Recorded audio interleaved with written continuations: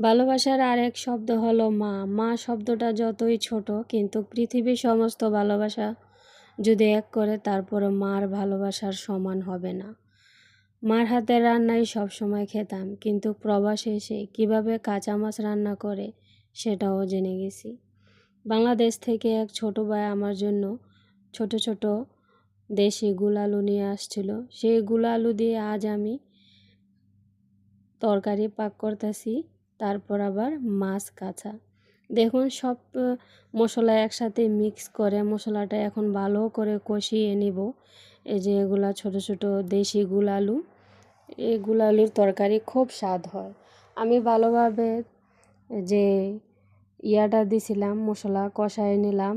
এখন গুলালুগুলা ভালো করে মিক্স করে কষায়া আবারও কষাইলাম। তারপর একটু হালকা গরম করছিলাম পানি, হালকা গরম করে পানিগুলা ঢেলে দিলাম। পানি দিয়ে পরে আমি এই কাঁচা মাছগুলা দিয়ে দিলাম। এখন এই কাঁচা মাছ সিদ্ধ হবে। কাঁচা মাছগুলো আমি আগেই ভালোভাবে ধুয়েছিলাম, লবণ দিয়ে ভালো করে ধুয়েছিলাম যাতে কাঁচা মাছের ঘ্রাণ না আসে। এখানে আমি আবার এক্সট্রা মাছ ভাজি করতেছিলাম। এই যে আমার প্রায় রান্নার কাছাকাছি হয়ে গেছে।